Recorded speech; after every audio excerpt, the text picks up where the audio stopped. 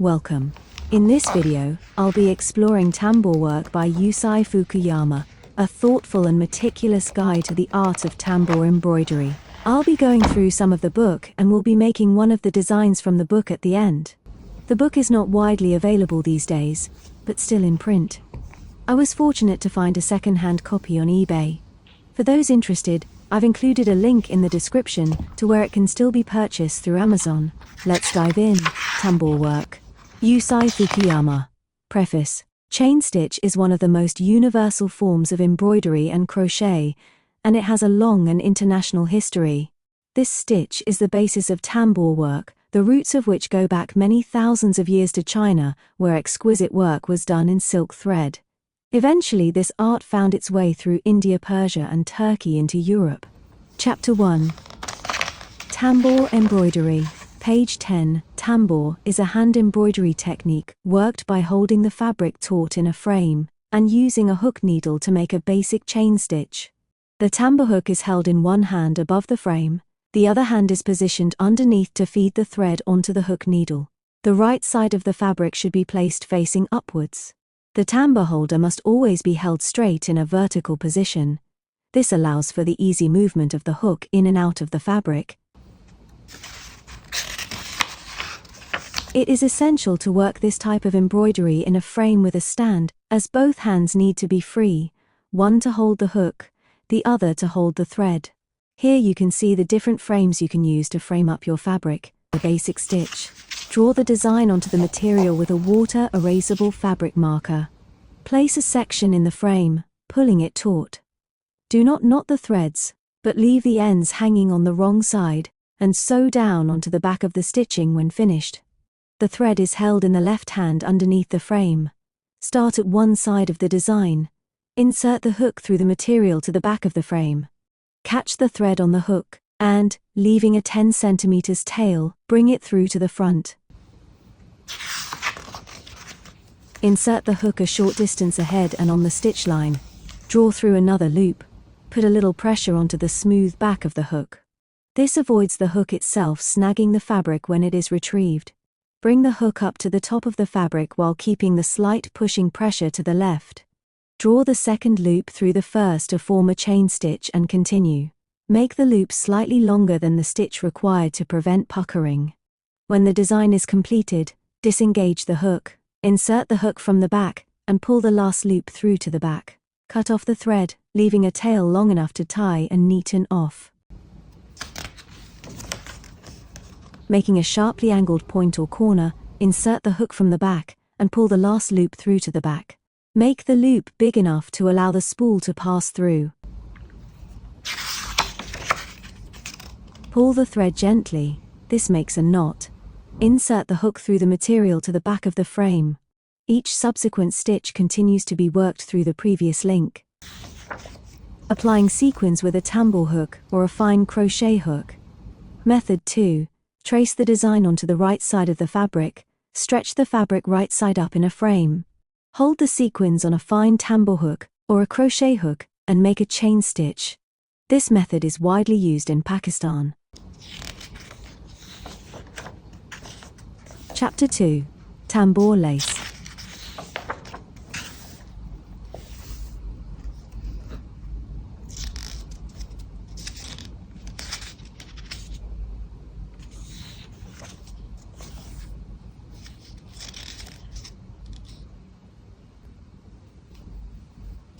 There are many designs and projects in the book.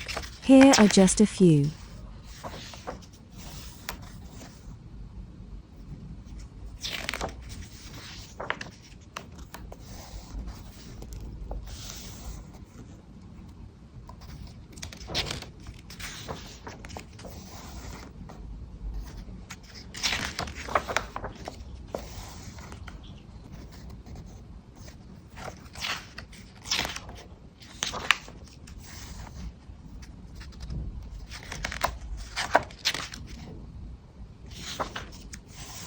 Chapter 3.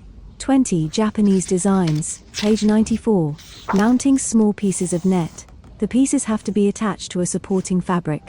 1. Sew the piece onto a larger supporting fabric. 2. From the wrong side, cut away the supporting fabric inside the square. 3. Place a section in the frame, pull it taut. Tambour stitch is worked in a continuous line.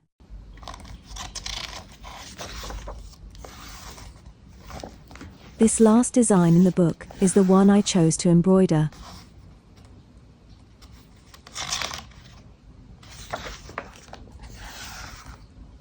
I have my silk tool framed up in a ring frame clamped to a table.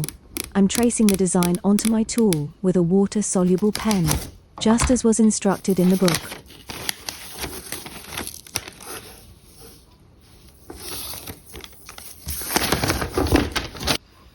I wanted to try using both a tambour hook and a crochet hook and see how each differed when embroidering.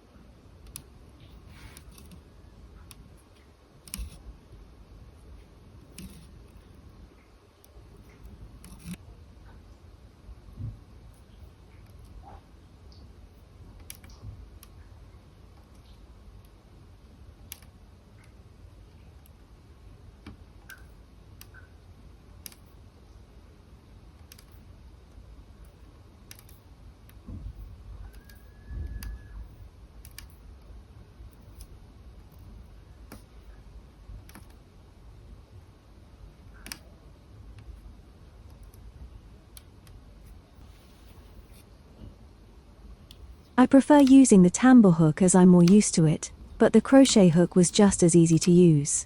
So I'd recommend using a 0.6mm crochet hook when embroidering tulle if you don't have a tambour.